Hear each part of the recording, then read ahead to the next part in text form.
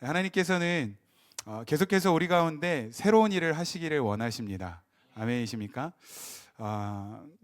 그런데 우리가 기억해야 할 것은 하나님께서 새로운 일들을 시작하실 때에는 언제나 어떤 진동, 어떤 흔들림이 있다는 것입니다. 여러분들도 지금 느끼고 계시겠지만 우리가 살고 있는 이 시대적으로 또 국가적으로 또 작은 차원에서는 교회적으로 또는 여러분들의 개인적인 삶 속에서 하나님께서 엄청나게 우리를 흔드시고 진동시키고 있다는 것을 여러분들이 지금 느끼고 계실 것입니다. 불과 몇 개월 전만 해도 우리가 상상하지 못했던 일들, 생각하지 못했던 일들이 계속해서 일어나고 있다는 거예요. 열방 가운데 또 이 국가적으로 또 우리 하비스트 교회 차원에서 보면 정말 새로운 일들이 일어나고 있고 또 이 자리에 모인 성도들 한 사람 한 사람의 삶 속에서도 하나님께서 엄청난 진동과 흔들림 가운데 여러 가지 일들을 행하고 계신데, 그런데 하나님께서 우리를 이렇게 급진적인 어떤 변화와 흔들림 가운데 두시고 우리의 삶과 내면을 흔드시는 이유가 무엇인가? 오늘 좀 그것을 고민해 보기를 원합니다. 오늘 본문 말씀 히브리서 12장 26절부터 27절까지 말씀 다시 한 번만 읽어보도록 하겠습니다. 시작. 그때에는 그 소리가 땅을 진동하였거니와 이제는 약속하여 이르시되 내가 또 한 번 땅만 아니라 하늘도 진동하리라 하셨느니라. 이 또 한 번이라 하심은 진동하지 아니하는 것을 영존하게 하기 위하여 진동할 것들 곧 그 만드신 것들이 변동될 것을 나타내심이라. 하나님께서 진동하시고 흔드시는 이유는 지금 그 기초가 약한 것들, 흔들리는 것들을 완전히 무너뜨리고 흔들리지 않은 영원한 것을 나타내기 위하심이다 라고 말씀하고 있습니다. 이 개역 성경으로는 조금 의미가 어렵게 다가오는데 세번역 성경으로 한 번 더 읽어보도록 하겠습니다. 세번역 버전으로 히브리서 12장 26절 27절 시작. 그때에는 그의 음성이 땅을 뒤흔들었지만 이번에는 그가 약속하시기를 내가 한 번 더 땅뿐만 아니라 하늘까지도 흔들겠다 하셨습니다. 이 한 번 더라는 말은 흔들리는 것들 곧 피조물들을 없애버리는 것을 뜻합니다. 그렇게 하는 것은 흔들리지 않는 것들이 남아있게 하시려는 것입니다. 아멘. 여러분, 하나님께서 이 시대와 우리의 삶을 엄청난 변화와 이 진동과 흔들림 가운데로 이끄시는 이유는 흔들리는 것들은 완전히 무너뜨리고 흔들리지 않는 것들을 세우시기 위함이다 라고 말씀하고 있습니다. 물론 히브리서 오늘 본문 말씀은 종말의 때에 일어날 일들을 예언하고 있는 말씀이지만 이 말씀이 지금도 이 시대 가운데 또한 우리의 삶 가운데 실제적으로 일어나고 있다는 사실을 믿으시기를 바랍니다. 다시 한번요, 하나님께서 우리의 삶을 흔드시고 진동시키시고 엄청난 변화 가운데로 이끄시는 이유는 우리 안에 영원하지 않은 것들, 우리 안에 흔들리는 것들은 완전히 무너뜨리고 흔들리지 않는 영원한 것들을 세우시기 위해서 그렇게 하신다는 거예요. 요즘 저희 막내, 지금 이 자리에는 없지만 저희 막내가 선교원을 다니면서 배운 찬양이 있습니다. 즐겨 부르는 찬양이 있는데 여러분들도 아실런지 모르겠지만 제가 진짜 어렸을 때 불렀던 찬양이거든요. 그런데 요즘 제 막내 딸이 이 찬양을 부르더라고요. 가사 한번 띄워주시겠어요? 이런 찬양을 부릅니다. 혹시 아시나요? 모래 위에 집을 짓지 말아요. 해변 가까운 곳에도 비록 보기 좋지만 이내 무너지고 말아 또 다시 지어야만. 다 처음 들어보나요? 이 찬양 제가 어렸을 때 불렀던 찬양이거든요. 근데 요즘 저희 아이가 성교원 다니면서 이 찬양을 부르더라고요. 근데 이 찬양에 영적인 진리가 담겨져 있습니다. 여러분, 모래 위에 집을 지으면 어떻게 된다고 이야기하고 있습니까?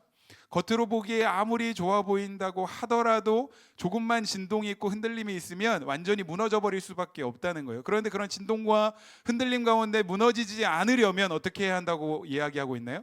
반석 위에 집을 지어야 한다는 것입니다. 다시 말하면 흔들리지 않는 기초 위에 집을 지어야만 하나님께서 우리를 흔드시고 진동시키실 때 우리가 무너지지 않을 수 있다는 거예요. 그러니까 하나님께서 우리를 진동시키실 때에 비로소 우리의 삶과 우리의 신앙과 우리의 믿음의 기초가 어디에 놓여 있는지를 정확하게 알 수 있다는 겁니다. 평소에는 잘 몰라요. 평소에는 다 그럴듯합니다. 우리의 신앙과 기초가 모래 위에 지어져 있든 반석 위에 지어져 있든 잘 구별이 되지 않아요. 평소에는 오히려 모래 위에 지어져 있는, 그런 모래 위에 신앙의 기초를 두고 있는 사람들이 더 그럴듯하고 더 멋있게 신앙생활을 하는 것처럼 보일 수 있습니다. 그런데 하나님께서 쉐이킹 하실 때, 하나님께서 진동시키시고 흔드실 때, 그때야 비로소 우리의 믿음이, 우리의 신앙이, 우리의 삶의 기초가 어디에 있는지가 선명하고 분명하게 드러나게 된다는 것입니다.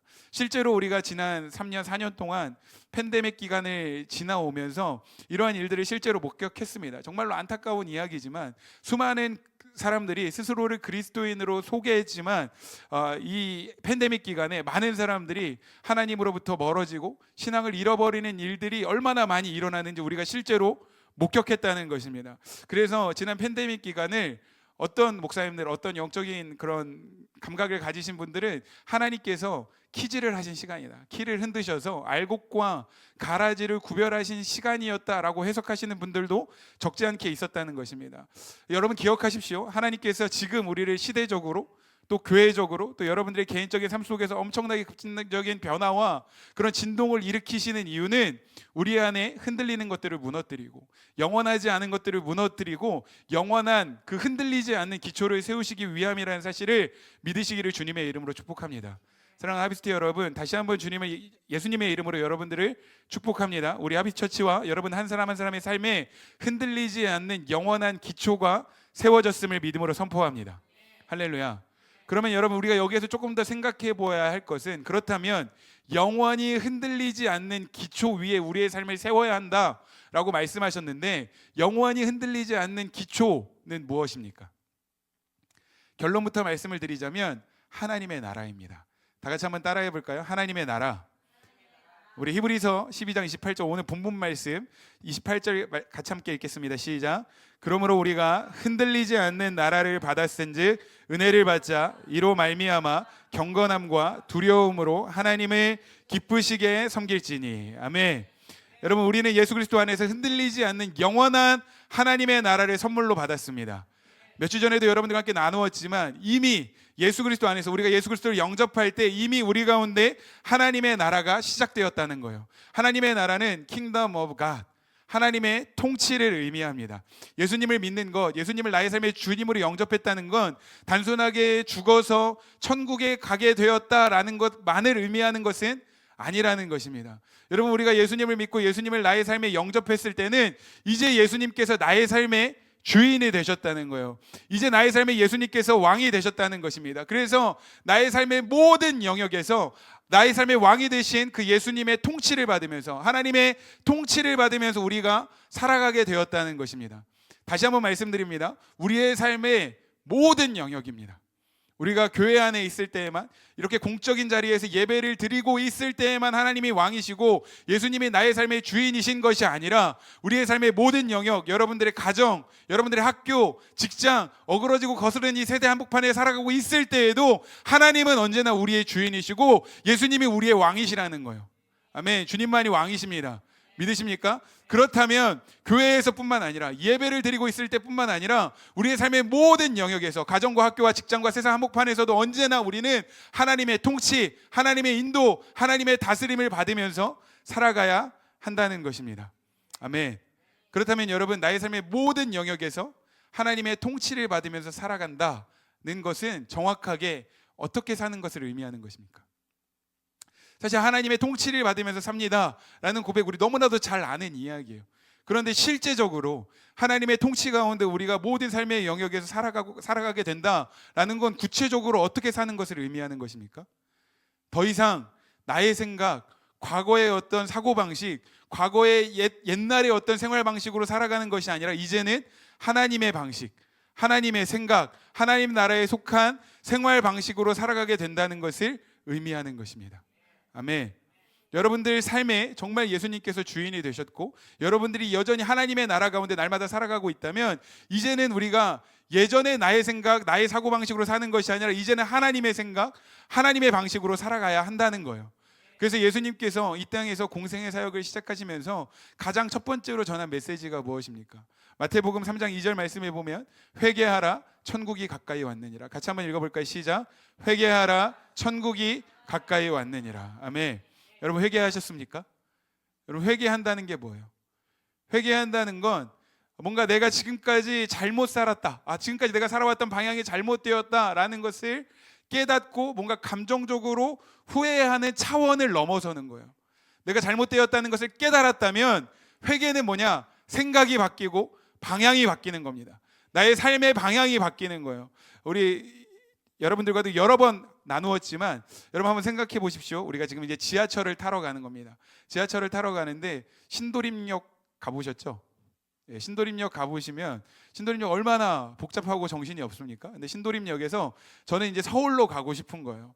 서울로 가고 싶은 거예요. 서울에 있는 저 서울 1호선 끝에 있는 월계역에 가고 싶은 겁니다. 이 월계역은 제 아내가 예전에 살던 그 집이 있었던 그 역입니다. 항상 2시간 넘게 그 월계역을 향해 갔는데 제 마음에 정말 설레는 마음으로 제 아내를 만나기 위해서 월계역을 가기 위해 지하철을 탄 거예요. 항상 진짜 한참 즐거운 마음으로 지하철을 타면서 막 가고 있는데 정신을 차리고 보니까 지금 내가 타고 있는 이 지하철이 서울행이 아니라 인천행이라는 걸 깨달았어요. 아, 내가 지금 잘못 가고 있구나라는 것을 깨달았으면 어떻게 해야 됩니까? 어떻게 해야 돼요?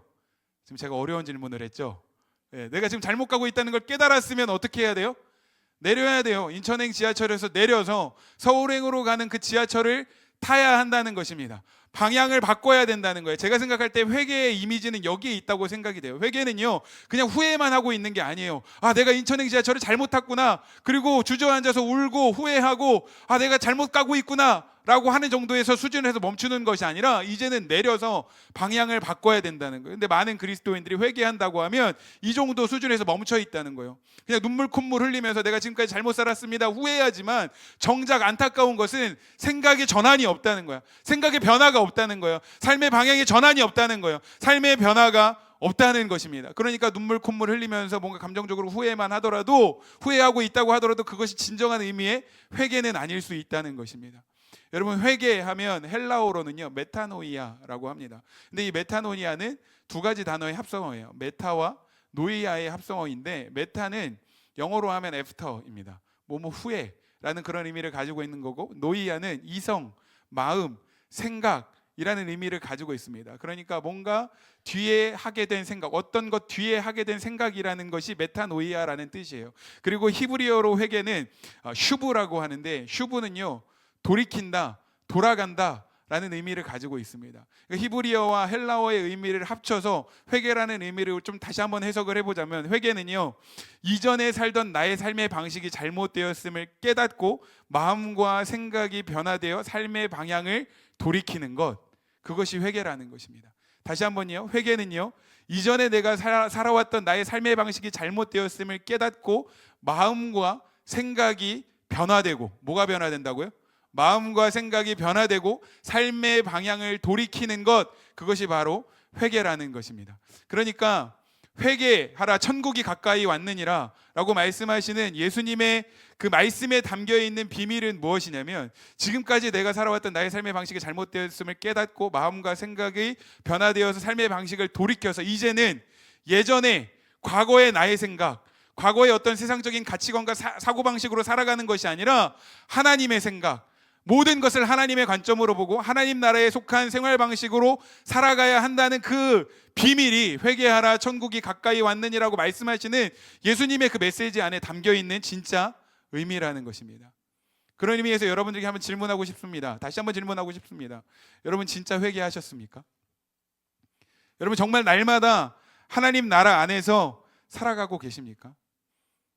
나의 생각, 이전의 생활 방식이 아니라 모든 것을 하나님의 관점으로 보고 하나님께서 생각하시는 대로 생각하고 하나님 나라에 속한 방식으로 여러분들 살아가고 있느냐는 것을 지금 묻고 있는 것입니다.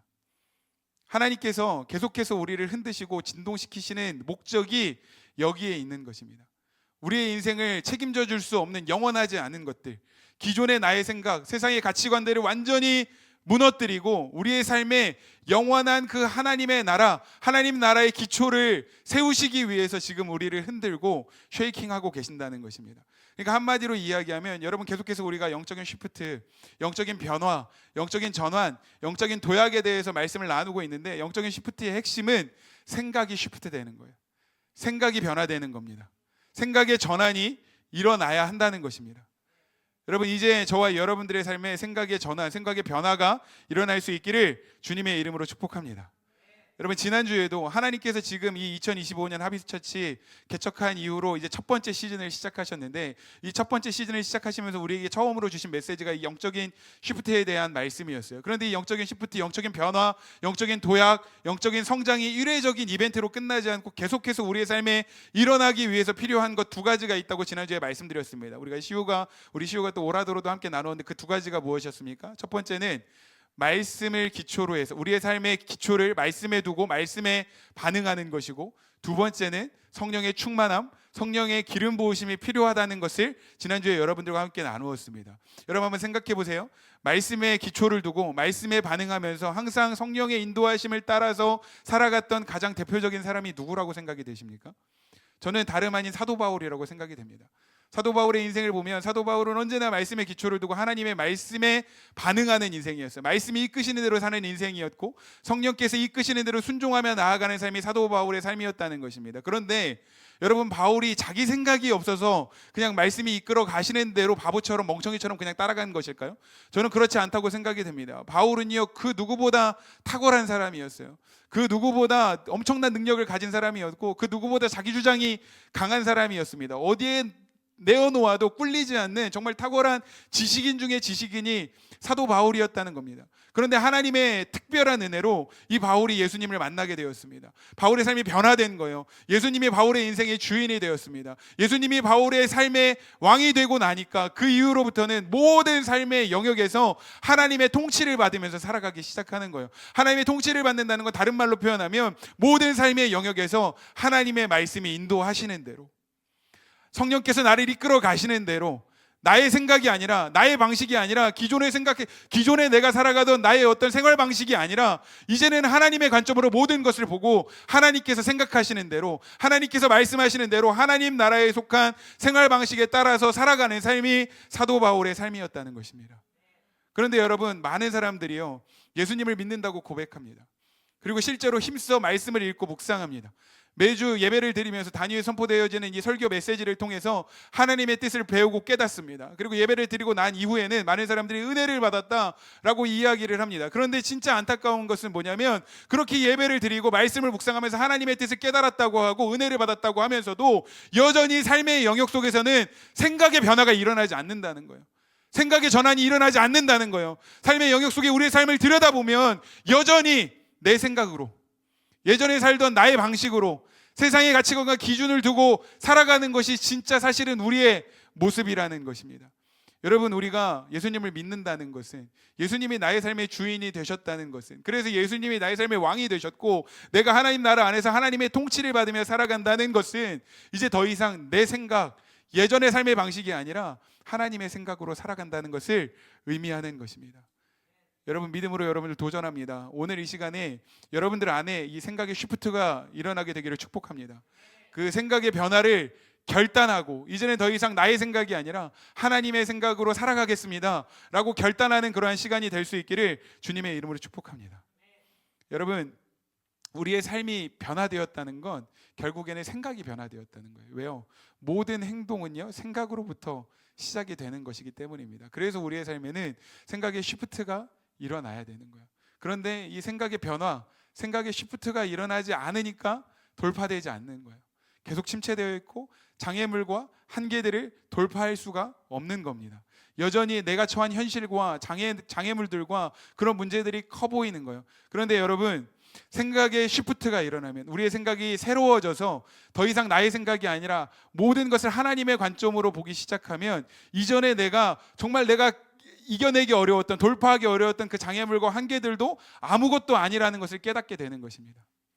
예전에는요, 내 힘으로 나의 나름의 방식대로 살아갈 때는 아무리 노력을 해도 그런 장애물들과 문제들과 나의 연약함과 한계들을 돌파할 수 없었어요. 왜요? 나의 생각으로 봤기 때문에, 내 관점으로 봤기 때문에. 그런데 하나님의 생각으로 보기 시작하면 이제는 그것들이 아무런 문제가 되지 않는다는 것을 깨닫게 된다는 것입니다.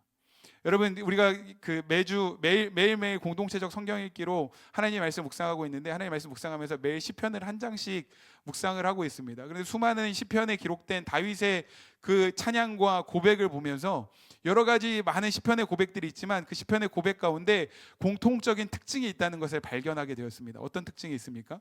다윗은 언제나 엄청난 고난과 정말 견뎌내기 힘든 역경 가운데 있었는데, 그런 고난과 역경 가운데에서도 결론은 항상 하나님을 찬양하는 걸로 끝난다는 거예요. 나는 하나님을 신뢰합니다. 하나님을 찬양합니다. 주의 인자와 선하심은 영원합니다. 항상 하나님을 찬양하는 것으로 끝나고 있다는 거예요. 어떻게 다윗이 그렇게 하나님을 찬양할 수 있었습니까? 자신이 처한 모든 역경과 고난을 자신의 관점으로 해석하는 것이 아니라 하나님의 관점으로 바라보고 하나님의 생각으로 해석할 수 있는 믿음의 실력이 다윗에게 있었기 때문입니다. 여러분, 우리 안에 이 생각의 변화가 일어나서 다윗과 같은 이런 믿음의 실력이 저와 여러분들의 것이 되기를 주님의 이름으로 축복합니다. 여러분, 우리의 생각이 하나님의 생각으로 변화되면, 우리의 생각이 영적인 시프트가 일어나면 우리가 마주한 모든 현실과 문제와 장애물들을 돌파할 수 있다는 거예요. 아멘. 여러분들, 지금 여러분들이 씨름하고 있는 문제가 무엇입니까? 여러분들의 어떤 노력으로 여러분들이 지금 씨름하고 있는 어떤 그런 장애물들이 무엇입니까? 여러분들의 생각이 변화될 때 큰 산이 평지가 될 것입니다. 아멘. 아멘. 그리고 우리의 생각이 변화될 때 두 번째 중요한 것은 사단의 어떤 속임수에 우리가 속아 넘어가지 않을 수 있다는 거예요. 생각이 변화되지 않으니까 계속해서 사단의 속임수에 우리가 속아 넘어가고 낙심하고 눌리는 것입니다. 근데 사단이 사용하는 중요한 전략 중에 하나는 팩트를 가지고, 우리가 부인할 수 없는 사실을 가지고 우리에게 계속 속삭이면서 우리를 속인다는 거예요. 너가 노력해봤자 결국에 너는 그 정도밖에 안 돼. 너의 모습, 너만 알고 있는 너의 모습 있잖아. 너 지금 예배 자리에 나와서 그렇게 거룩한 척 예배하고 있지만 잘 돌아봐봐. 너 예배할 자격이 없어. 라고 하면서 우리가 알고 있는 그 팩트, 내가 부인할 수 없는 그 사실을 가지고 계속해서 우리에게 속삭이면서 우리를 속이고 넘어뜨리려고 한다는 거예요. 지난주에 우리 수민이도 함께 그 고민을 나눴잖아요. 그 쇼남 이야기를 했는데, 평소에는 그렇게 살지 못하면서 왜 수련회만 가면 은혜를 받는 척하냐, 왜 수련회만 가면 눈물을 흘리고 은혜 받는 척하냐 라는 이야기를 어떤 친구를 통해서 들었을 때 그 이야기가 계속 생각이 나서 예배를 드릴 때마다 내가 정말 예배를 드릴 만한 자격이 있는 사람인가 막 영적으로 눌린다 하는 고민을 우리와 함께 나누었잖아요. 그런데 우리도 그런 상황 가운데 놓일 수 있습니다. 그런데 그런 상황 가운데 제가 생각하기로 여기에서 우리는 두 가지 선택지가 있다고 생각이 돼요. 첫 번째 선택지는 무엇입니까? 아, 그래, 맞아, 나는 평소에도 신실한 그리스도인으로 살지 못하는 사람이야. 그러니까 나는 예배 드릴 만한 자격이 없어 라고 생각하면서 계속 눌려 있는 거예요. 계속 묶여 있는 거예요. 영적으로 자유함이 없이 돌파하지 못하고 거기에서 계속해서 쪼그라드는 거예요. 근데 이것이 바로 사단이 원하는 거라는 거예요. 그런데 또 한 가지 선택지가 있습니다. 어떤 선택지요? 우리의 생각을 바꾸는 거예요. 우리의 상황과 현실을 하나님의 생각으로 해석하는 거예요. 그래, 맞아, 내가 지금까지는 나의 현실을 돌아보면 내가 신실한 그리스도인으로 살지 못했어. 그렇지만 이제부터는 내가 나의 일상의 삶 속에서도 예배자로 살기로 결단할 거야. 그리고 예배 가운데 나와 있을 때 더 이상 눌리지 않고 자유함으로 갈급함을 가지고 하나님을 예배하는 예배자로 서기로 결단할 거야 라고 생각할 수 있다는 것입니다. 생각의 전환이 일어나는 거야. 생각의 변화가 일어나는 것입니다. 수민아, 이제 어떻게 할래? 계속 눌려 있을래? 나는 예배 드릴 만한 자격이 없어. 그렇게 생각하면서 눌려 있을래? 수민이뿐만 아니라 저와 여러분 모두에게 이 생각의 변화, 생각의 시프트가 일어날 수 있기를 주님의 이름으로 축복합니다. 여러분, 누가복음 말씀도 보세요. 누가복음에 보면 예수님께서 비유로 말씀하신 탕자의 이야기가 있습니다. 탕자 이야기 너무나도 잘 알고 계시죠? 이 아들이 아버지의 재산 중에 자신의 몫을 미리 받고 머나먼 타국으로 떠나서 허랑방탕한 생활을 하다가 결국에는 모든 재산을 다 허비하고 거지꼴이 되었습니다. 그리고 돼지 우리에 살면서 돼지의 쥐엄나무의 열매를 먹으면서 사는데, 거기에서 이 탕자가 그래, 나의 현실은 여기까지야 라고 생각을 하고 거기에 주저앉아 있었다면 이 탕자의 이야기는요, 정말 절망적인 결론으로 끝나고 말았을 것입니다. 그런데 그 거짓골을 한 탕자가 돼지우리에서 생각이 바뀌기 시작해요. 방향의 전환이 일어나기 시작합니다. 그 돼지우리에서 탕자가 어떤 생각을 합니까? 아, 그래도 내가 아버지의 집으로 돌아가야겠다. 생각이 바뀌기 시작하는 거예요. 방향이 전환되기 시작하는 거예요. 물론 나의 현실을 보면 아버지에게로 돌아가도 내가 아들로서 인정받을 만한 자격이 전혀 없지만, 내가 돌아가서 종으로 사는 한이 있어도 이 돼지우리에서 거짓골을 하고 사는 것이 아니라 아버지께로 돌아가야겠다 생각을 바꾸고 방향을 전환했더니 어떠한 일이 벌어졌습니까? 아버지의 품 안에서 자녀로서의 신분이 회복되는 거예요. 삶의 변화와 열매가 나타나기 시작하는 것입니다. 여러분, 맞습니다. 여러분, 팩트만 놓고 보면, 사실만 놓고 보면 우리는 자격이 없어요. 사랑받을 만한 자격이 없고, 용서를 받을 만한 자격이 없고, 구원을 받을 만한 자격이 없고, 오늘 이 자리에 나와서 예배를 드릴 만한 자격이 없습니다. 여러분뿐만 아니라 저도 마찬가지예요. 제가 지금 자격이 있어서 이 자리에 서서 하나님의 말씀을 전하고 있는 게 아니라는 거예요. 어느 누가 하나님 앞에 나는 자격이 있습니다, 나는 구원받을 만한 자격이 있습니다 라고 당당하게 이야기할 수 있는 사람이 누가 있겠습니까? 그게 팩트예요.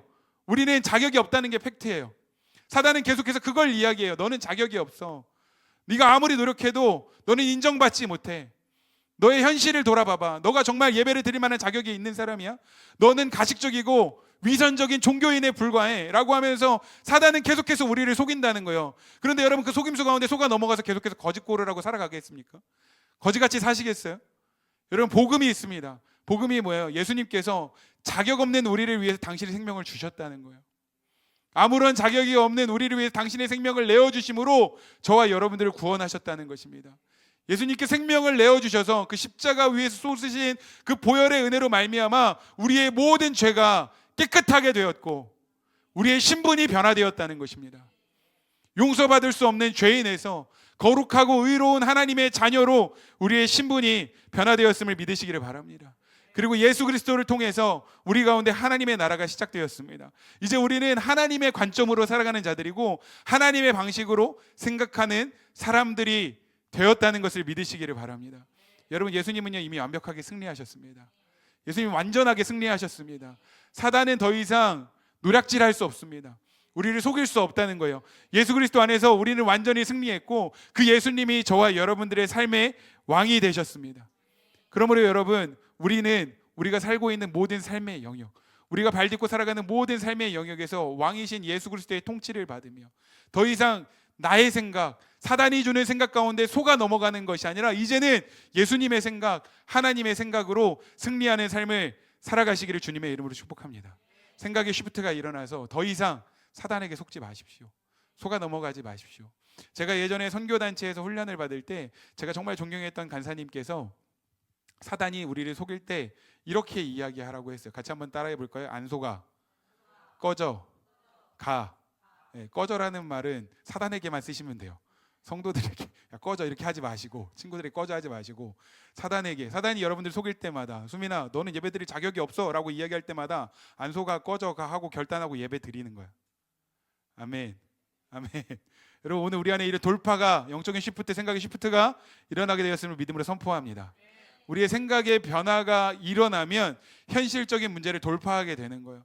그리고 사단의 속임수에 속아 넘어가지 않게 되는 것입니다. 그리고 마지막으로 생각의 시프트, 생각의 변화가 일어나면 이제는 현실 너머에서 일하시는 하나님의 새로운 일들을 기대하게 된다는 것입니다. 아멘.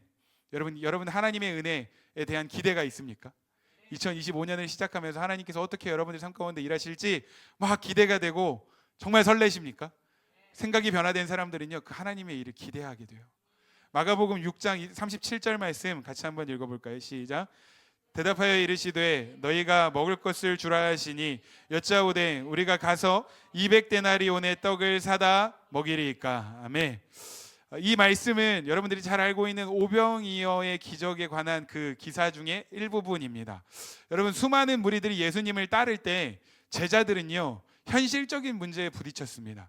날은 저물어 가고 있고 식사 시간이 되어 가고 있는데 예수님과 제자들에게는 그 자리에 모여 있는 수많은 사람들을 먹일 만한 재정적인 여력이 없었다는 것입니다. 그런데 그때 그렇게 고민을 하고 있는데 예수님께서 제자들에게 정말 황당한 명령을 하십니다. 예수님께 제자들에게 뭐라고 말씀하십니까? 이 수많은 사람들에게 너희가 먹을 것을 주어라 라고 말씀하셨다는 거예요. 여러분, 오병이어의 기적을 보면 우리가 결론은 알고 있죠. 예수님께서 기적을 일으키셔서 배불리 먹은 남자들의 수만 몇 명이었다고 기록을 하고 있습니까? 저기요? 오병이어의 기적을 통해서 배불리 먹은 남자 장정들의 수만 5,000명 이상이었다라고 성경은 기록하고 있습니다. 그러면 적게 잡아도 제가 봤을 때 여자들과 아이들을 포함하면 4인 가족이라고 생각할 때 2만 명 정도라고 하는데 그냥 적게 잡아도 10,000명 이상의 사람들이 예수님을 따르고 있지 않았을까라고 생각이 됩니다. 그렇게 수많은 사람들이 모여있는 자리에서 그 사람들의 식사 문제를 예수님께서 제자들에게 책임져 보라고 말씀하신 거예요. 예수님께서 왜 그렇게 말씀하셨을까요?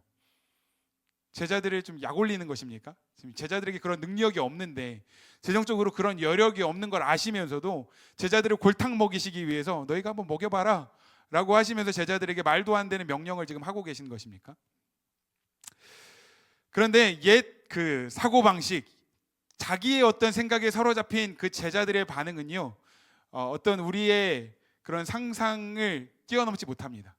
우리가 상상하는 그대로 반응을 한다는 거예요. 제자들이 뭐라고 이야기해요? 너희가 이 사람들의 식사를 책임져 줘라 라고 예수님께서 말씀하시니, 제자들이 대답하기를 뭐라고 이야기하냐면, 우리들이 200데나리온의 떡을 사다가 저 사람들을 먹이겠습니까? 라고 다시 질문합니다. 여러분, 200데나리온이라고 하면 지금 오늘날의 가치로 환산을 하면 약 2천만 원 이상의 가치가 된다는 거예요. 그러니까 지금 얘기를 하면 이렇게 얘기하는 거예요. 예수님, 우리가 어디서 2천만 원어치의 떡을 사다가 저 사람들을 먹일 수 있겠습니까? 라고 이야기하는 것입니다. 이 말에 담겨있는 진짜 의도는 뭐예요? 우리는 못한다는 거예요. 우리는 할 수 없다는 것입니다.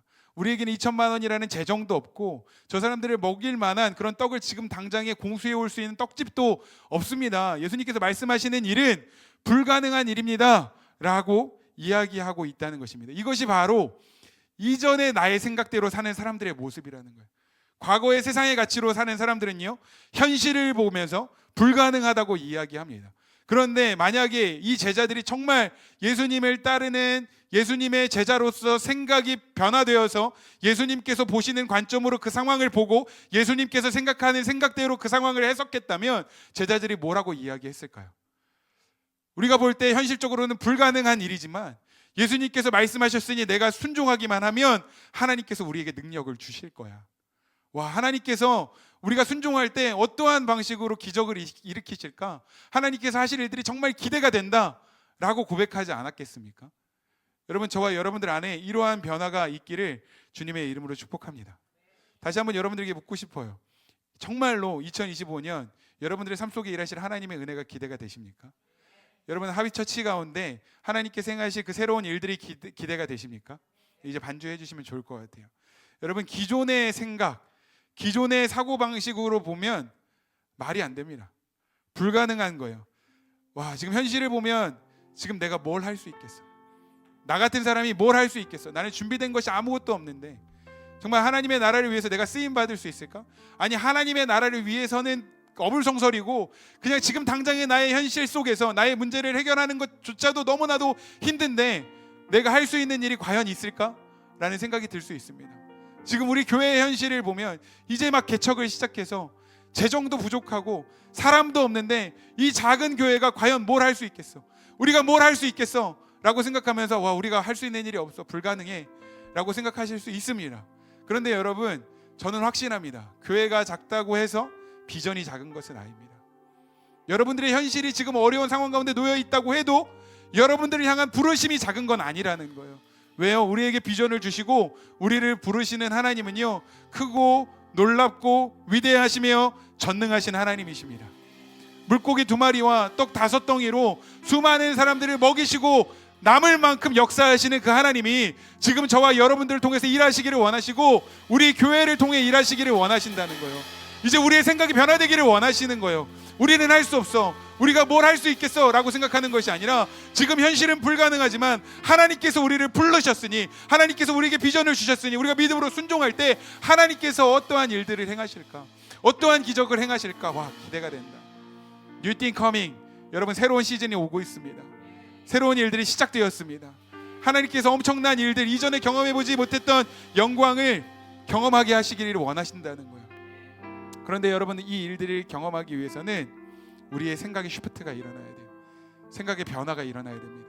하나님께서 계속해서 우리를 흔드시고 진동시키시는 이유는 모든 흔들리는 것들과 우리 안에 있는 모든 기존의 생각, 기존의 방식들을 무너뜨리시고 흔들리지 않는 기초를 세우시기 위한 거예요. 흔들리지 않은 하나님의 나라 가운데 하나님의 통치를 받으면서 새로운 생각, 하나님의 생각으로 살아가게 하시는 것입니다. 여러분 기억하십시오. 기존의 생각, 기존의 방식이 무너져야 새로운 일들이 일어날 수 있습니다. 다시 한번요. 기존의 방식, 기존의 나의 생각들이 무너져야만 하나님께서 계획하신 새로운 일들이 이루어질 수 있습니다. 여러분 삶이 변한다는 건 생각이 변하는 거예요. 그리고 생각이 변화되고 삶이 변한 사람을 통해서 세상이 변화되는 것입니다. 오늘 우리가 다시 한번 기도할 때 좀 우리 안에 생각의 쉬프트, 생각의 전환, 생각의 변화가 일어나기를 결단하면서 기도했으면 좋겠습니다. 하나님, 이제는 더 이상 내가 나의 생각, 이전의 생활 방식, 사고 방식으로 살아가지 아니하고 하나님의 생각으로 하나님 나라에 속한 사고 방식을 가지며 내가 그렇게 살아가기를 원합니다. 환경을 돌파하고 사단의 속임수에 속아 넘어가지 않으며 이제 하나님의 일들을 기대하며 살아가는 2025년이 되게 하여 주시옵소서. 나의 삶 속에 새롭게 일하실 그 하나님을 기대합니다. 우리 교회를 통하여 새로운 일들을 행하실 그 하나님을 기대합니다. 우리 같이 함께 주님의 이름 3번 부르고 우리 합심하여 기도하며 나아가도록 하겠습니다.